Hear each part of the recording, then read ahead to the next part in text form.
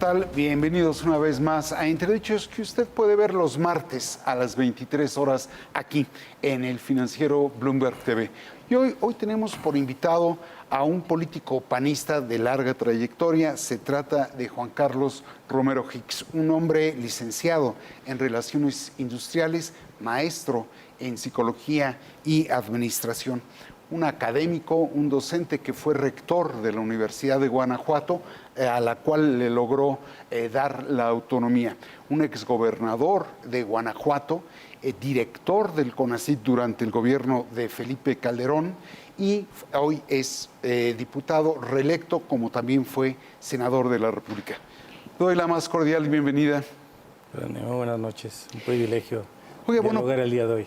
Muy amable. Pues hace prácticamente poco más de 5 años, mayo de 2017, se postuló usted como precandidato a la presidencia de la República. Hoy hay más suspirantes por esa posición. ¿Por qué ensayar de nuevo?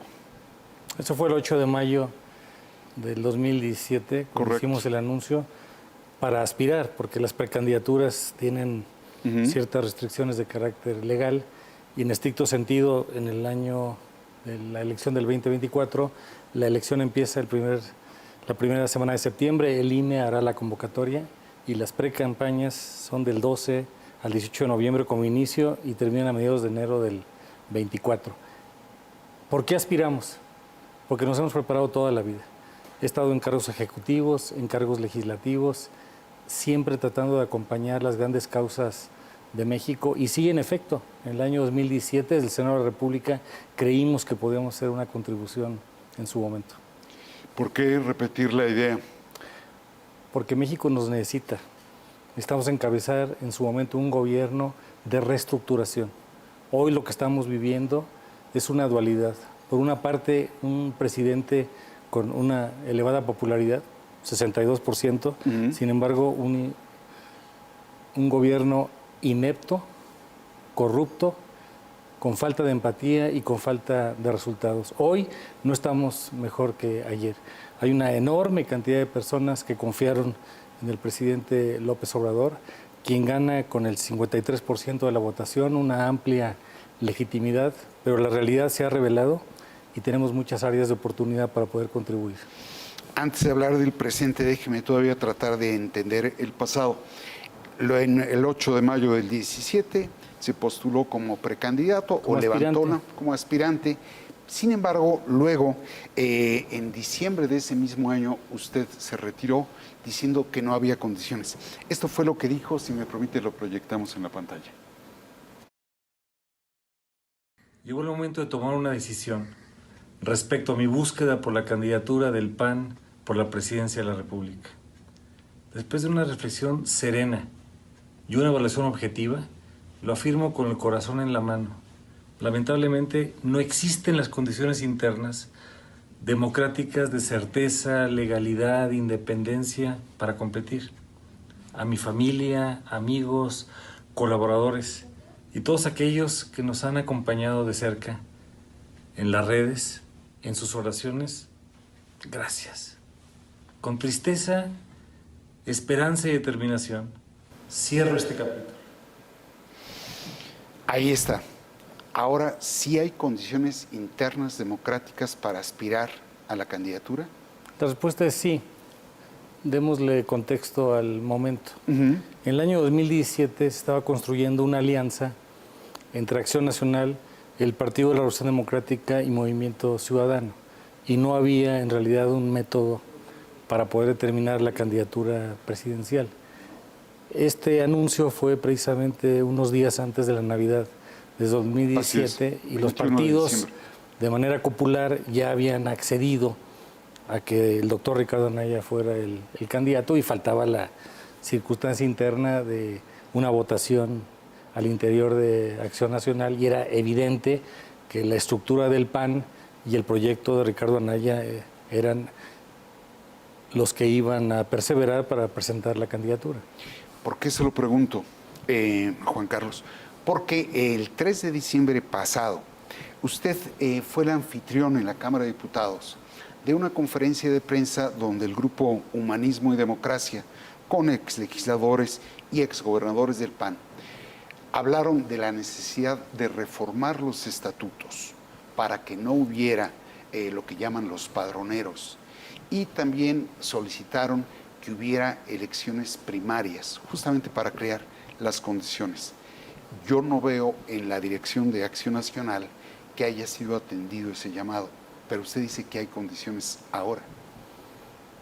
El momento es diferente. El 3 de diciembre también asistimos gobernadores de las primeras generaciones de Acción Nacional. Hicimos 2 propuestas internas. Una, para el cambio de estatutos. 2, para la renovación del programa de acción política, que van a la Asamblea Nacional el 12 y el 13 de noviembre.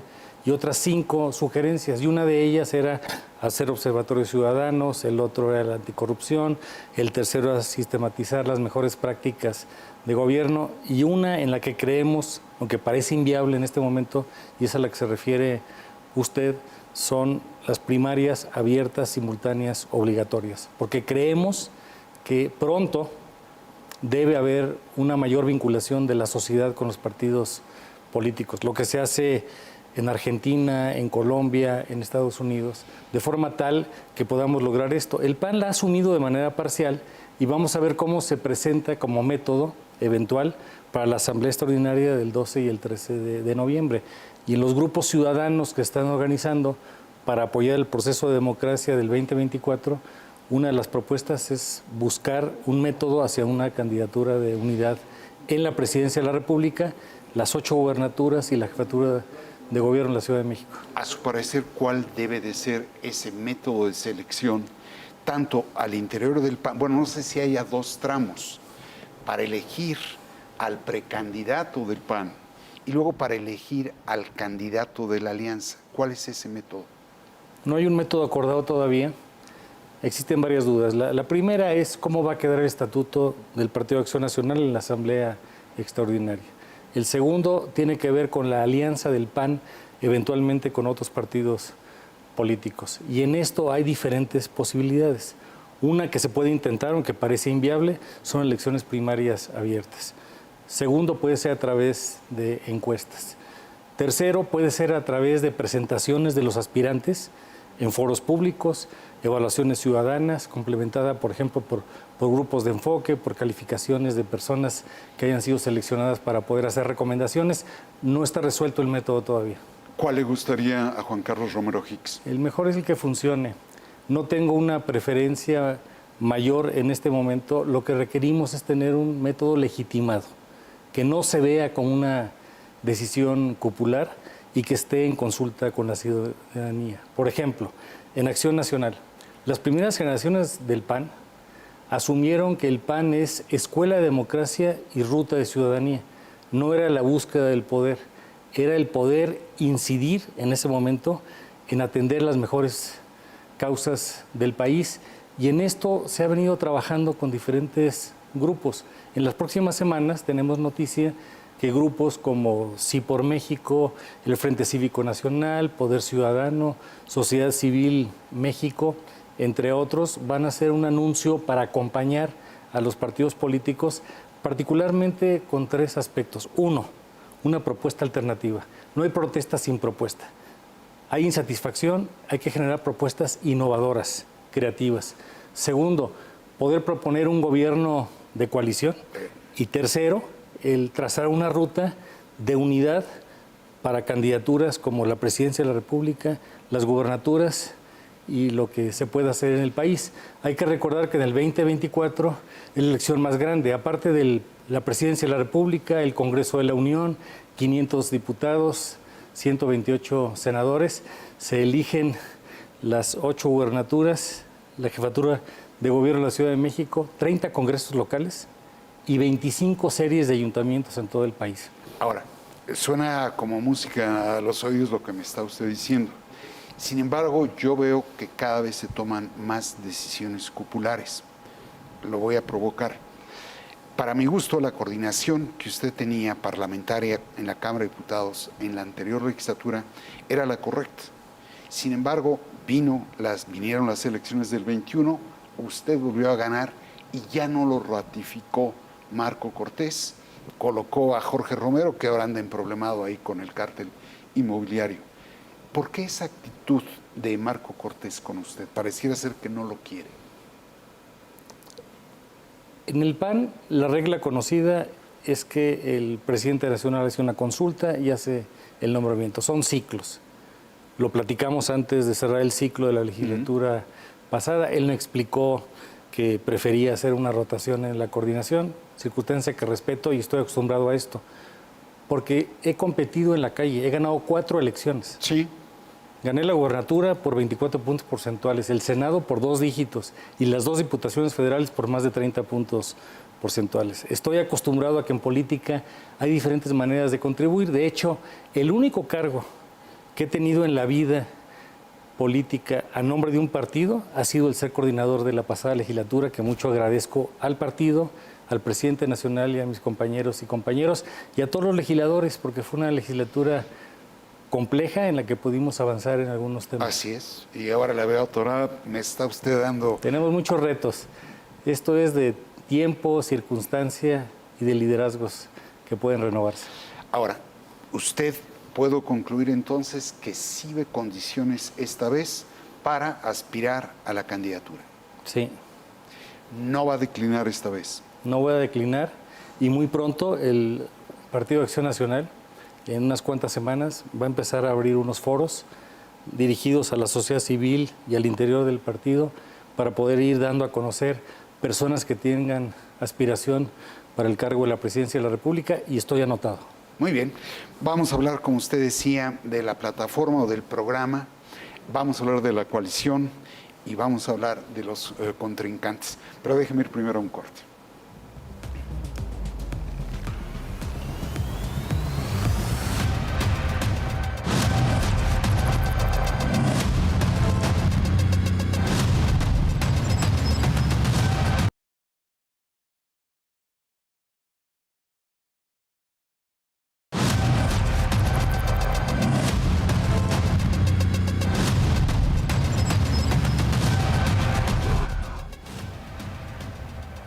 Estamos ya de vuelta con el diputado Juan Carlos Romero Hicks, un aspirante a la candidatura presidencial de lo que sería la alianza opositora. Arranco por el principio. ¿Usted sí ve necesaria la alianza del conjunto de la oposición? La respuesta es sí, y la primera alianza tiene que ser con la ciudadanía. La segunda debe ser acompañada por partidos políticos. En nuestro país, el actor estelar de la democracia no son los partidos ni son los gobiernos, es el ciudadano, es el que paga y es el que manda. Y necesitamos articular una participación ciudadana muy importante y es posible porque hay un número muy significativo de personas que votaron en su oportunidad por el señor presidente de la República y que ahora, como se les llama en voz de algunos, son AMLO-arrepentidos. No están convencidos de lo que está... ¿AMLO-arrepentidos? AMLO-arrepentidos. Ya. Ahora, yo lo conozco a usted. Me cuesta trabajo verlo en un foro con Alejandro Moreno del PRI. Vengo de la universidad. Entiendo la pluralidad como una divisa y como un mal, no como un mal tolerado. Por eso estamos acostumbrados a debatir. Y debatir no es reñir y no es discrepar de una manera beligerante. Estamos acostumbrados, bienvenida a la competencia para poder definir quién será el candidato. Pero en todo esto, y no solo lo digo yo, hay compañeros suyos que lo dicen, pareciera ser que el PAN pierde más de lo que gana. Pareciera ser que le da oxígeno al PRI, que le da oxígeno al PRD y obtiene poco, políticamente hablando, obtiene poco a cambio. Esa es una definición que tendrán que hacer los órganos colegiados del partido. Hay muchos Méxicos, hay lugares en donde el PAN tiene mucha presencia, como por ejemplo en Guanajuato, y hay otros lugares en donde la presencia no es tan consolidada. Lo mismo ocurre para el Partido Revolucionario Institucional. Estoy acostumbrado a escuchar, a construir y a proponer. ¿Diría usted que es un mal necesario la alianza? Las alianzas funcionan cuando hay 3 condiciones. La primera es que hay una propuesta seria con el bien superior que es México o la entidad federativa. La segunda es que tengamos liderazgos con perfiles acreditados, honestidad, competencia probada, sensibilidad social, la capacidad de trabajar en equipo y sobre todo ir al encuentro de la ciudadanía. Y la tercera, cuando se acuerdan por adelantado, en función de perfiles, programas de trabajo que tienen que ver con equipos que puedan cumplir el mandato ciudadano. Esos son los requisitos para una alianza. No es la victoria electoral, es la trascendencia. Y por eso aspiro en su momento a encabezar un gobierno de reconstrucción. Porque este gobierno, aunque tiene gran legitimidad y popularidad, ha destruido instituciones, ha destruido programas y hoy no estamos mejor que ayer.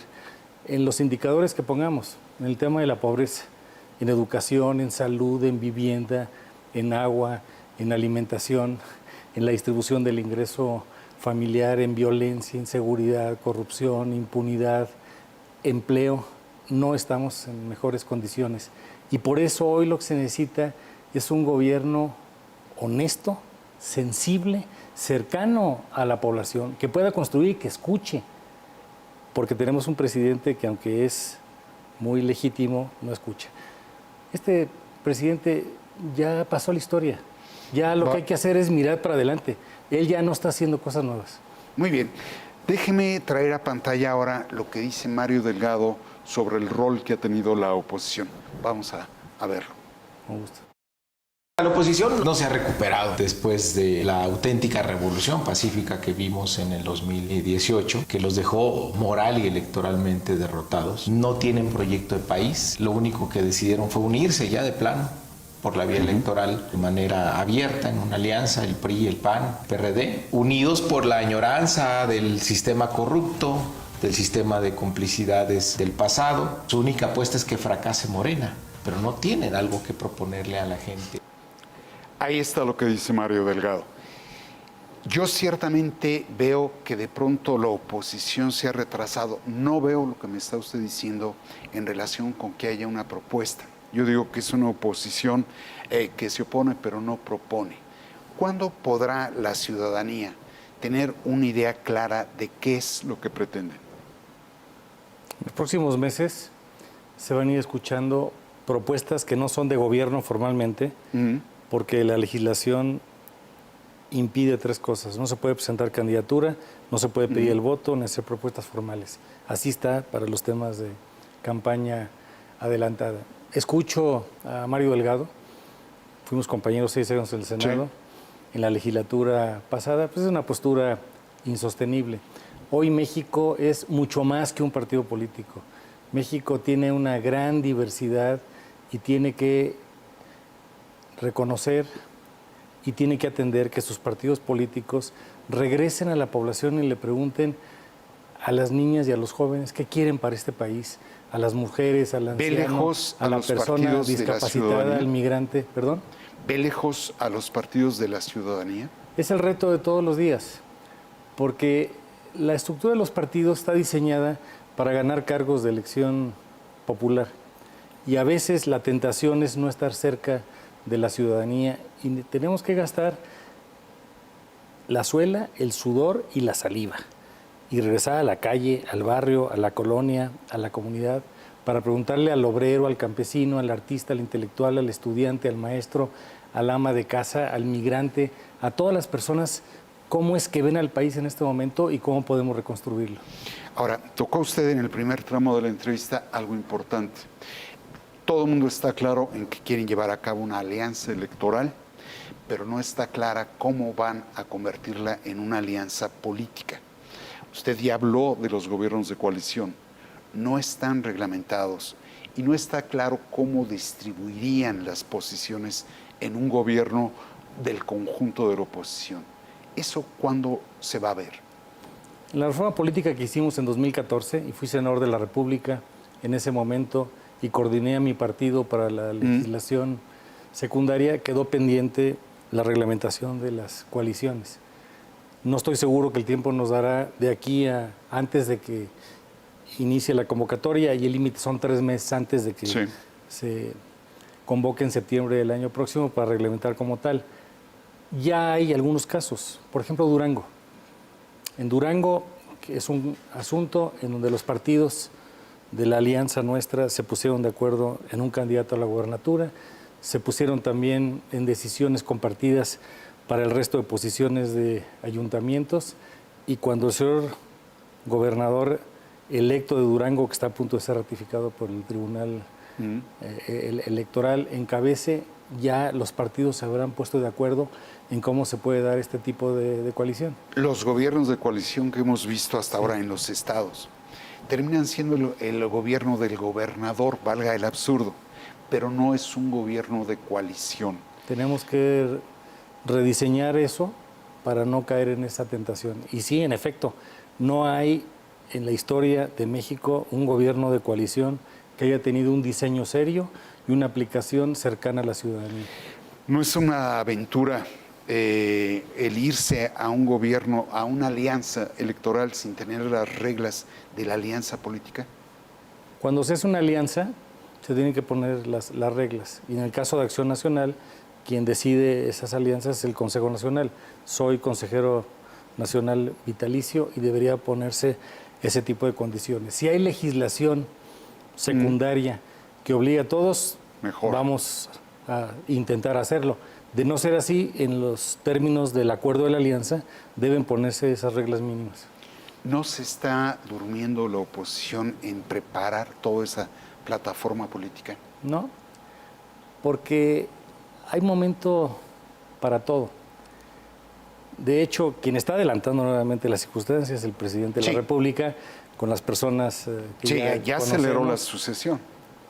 Pero nosotros no nos vamos a distraer.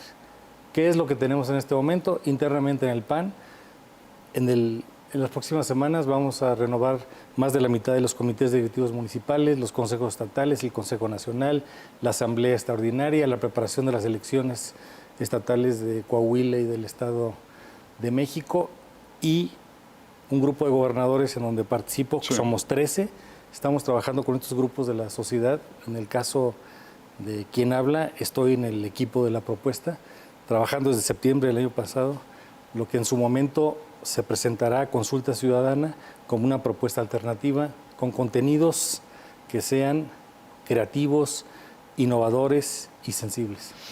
Vamos sobre Juan Carlos Romero Hicks. ¿Cómo se define políticamente usted en una frase? Innovador, demócrata, ético, apasionado y con sentido estratégico. Conservador. Soy económicamente una persona que cree en que el Estado debe intervenir lo mínimo necesario para equilibrios. Soy socialmente progresista y en lo personal, en lo moral, sí soy conservador. Como tenemos un presidente que también es conservador en otro sentido, porque no quiere cambiar las cosas, las quiere conservar. No puedo obviar una pregunta. Hay quienes lo vinculan con el Yunque, con este grupo de ultraderecha. ¿Pertenece, no pertenece al Yunque? De leyendas a leyendas me quedo con las leyendas de las momias de Guanajuato. Y no con el chupacabras de la derecha. Hablemos de cosas serias. Ok, eso es categórico. No pertenece a...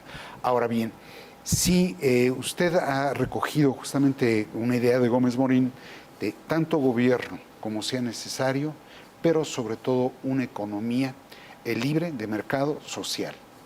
¿Eso lo resume a usted en su visión del Estado mexicano? Creo en una economía social de mercado con la intervención del Estado solamente para regular lo necesario cuando haya desequilibrios. ¿Qué lo hace mejor a usted que al resto de aspirantes? Primero, tengo una trayectoria de honestidad probada. Segundo, tengo una capacidad ejecutiva acreditada en cargos de la universidad, el gobierno de un estado, el Consejo Nacional de Ciencia y Tecnología. Tercero, prácticamente a punto de cumplir 15 años de experiencia legislativa. Conozco todas las entidades federativas del país y pongo mi expediente a la vista.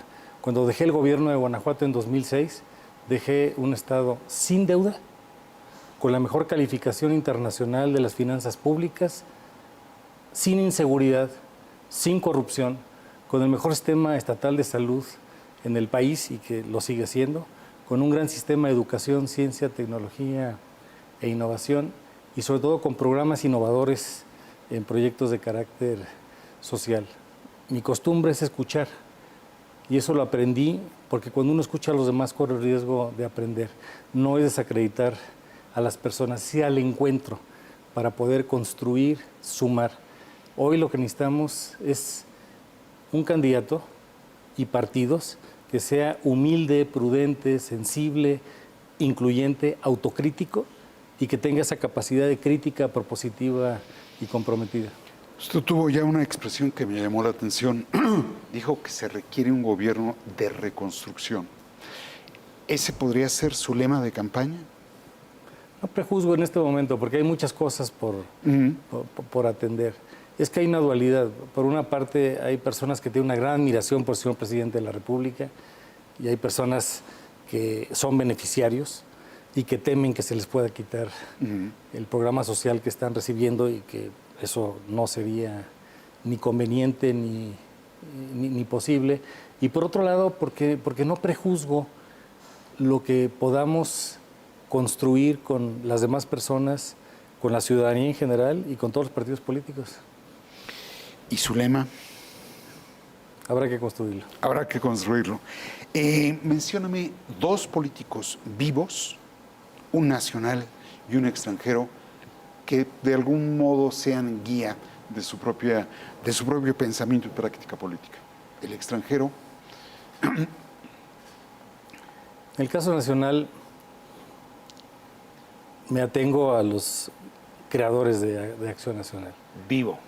En vida. En vida. Hay muchísimos. Porque, Mencióname 1 o 2. bueno, yo creo que el gobernador Vila, por ejemplo, es un activo importante y de legisladores tenemos una gran cantidad Extranjero. de personas. Yo creo que hay personas que están haciendo esfuerzos en su país y prefiero no dar nombres porque nos van a estigmatizar o a estereotipar. No es que lo quiera yo estigmatizar, pero sí quisiera a través de estos nombres un poco que la gente sepa quién es Juan Carlos Romero Hicks.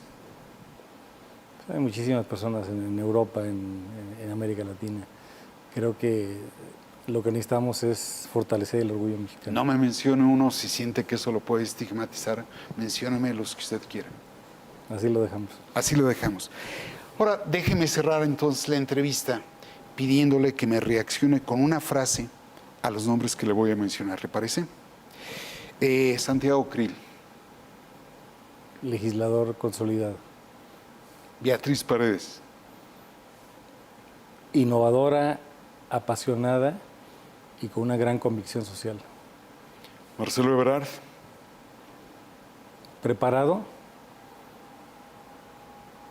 con el deseo de que asuma la Cancillería como una política de Estado y no de gobierno. Ricardo Anaya. Una persona talentosa, sensible y perseguido por este régimen. Enrique de la Madrid. Honesto, competente, con una gran herencia histórica, familiar y política. Claudia Sheinbaum. Que se dedique a ser jefa de gobierno y que se desligue de la influencia presidencial. Lili Telles. Una mujer apasionada, con una gran convicción, una gran capacidad de comunicación y de propuesta. Alejandro Murat. Un gobernador que está cerrando y que debe definir su futuro. Adán Augusto López. Que se dedique a ser el secretario de Gobernación y no un secretario de socialización de su partido político, que vaya al encuentro con todas las fuerzas. Alejandro Moreno. Que ponga en la balanza si lo que está haciendo es para contribuir a su partido y a México. Marco Cortés. Que escuche todas las voces, que vaya al encuentro de la ciudadanía y que pueda construir con ética los mejores acuerdos. ¿Con quién le gustaría medirse para la candidatura de la oposición? El que nos pongan. Nosotros no tomamos esa decisión y me parece que hay que respetar las determinaciones de las diferentes fuerzas políticas y en su momento iremos al debate. Y del otro lado del partido en el poder, ¿hay alguien con quien le gustaría, usted me dice? Esa decisión la tomarán en otro lugar y en su momento estaremos en encuentros. ¿Qué le diría al público, ahí está su cámara, para que lo siga usted? México nos necesita, es un país de muchas sombras y de pocas luces. Necesitamos ir al encuentro de las personas, entender que México tiene que ser tan grande como el tamaño de sus sueños, que ya no son momentos para dividir, sino que son momentos para sumar y para multiplicar. Es precisamente reconociendo el esfuerzo de cada persona, quienes viven en la sierra, en la montaña, en el barrio, en la colonia, en la comunidad, cómo es que podemos reconstruir a este México que tiene tanto dolor y que no puede tener divisiones.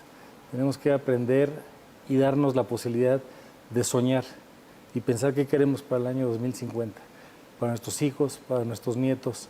México nos necesita, no tenemos derecho a fallar. Muy bien, pues yo le agradezco muchísimo la disposición. Y antes de agradecerle a usted la atención a Entredichos, déjeme invitarlo a que después del corte escuche la réplica del académico y militante de Morena, John Ackerman, a la entrevista que le hicimos a la presidenta del Consejo Nacional de Morena, Berta Luján. Ahora seguimos.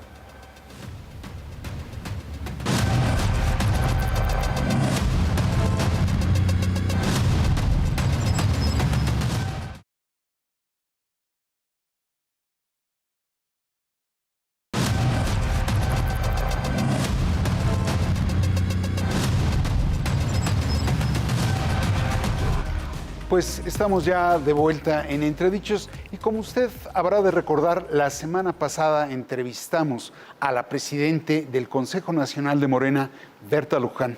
Una entrevista donde habló un poco de aquellos grupos disidentes dentro del propio Morena y a raíz de eso, el académico y militante de Morena, John Ackerman, pidió su derecho de réplica, el cual se lo concedemos en este momento. Y adelante, John, estamos ya enlazados y te podemos escuchar. Muchas gracias, estimado René. Escuché con mucha atención, vi con mucha atención la entrevista la semana pasada con la contadora Berta Luján. Me dio mucha tristeza escuchar sus puntos de vista sobre el movimiento de los morenistas, de la Convención Nacional Morenista, que está prendiendo fuego en todo el país y donde celebramos nuestra segunda Convención Nacional el pasado domingo 21 de agosto, que articuló, reunió a militantes, fundadores, personas comprometidas con la idea del Morena Movimiento, de las 32 entidades federativas, fueron más de 5,000 personas, y que nuestra exigencia central es el respeto a los estatutos de Morena, el poder de las bases y la democracia interna del partido. Ella pinta este movimiento, a mí en lo personal y a todos que hemos estado acompañando este esfuerzo, como personas que estaríamos buscando crear otro partido político, que estaríamos incluso traicionando los estatutos del partido al querer imponernos de manera extraestatutaria.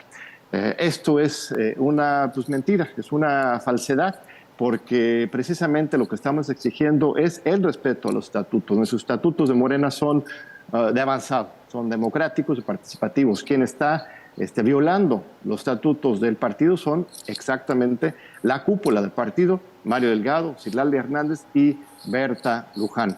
Ella misma es responsable por este atraco al partido que ocurrió el 30 y 31 de julio, con una cantidad de acarreos, de compra del voto, de condicionamiento de programas sociales, de fraude electoral, que son justo las prácticas contra las cuales hemos estado luchando durante décadas.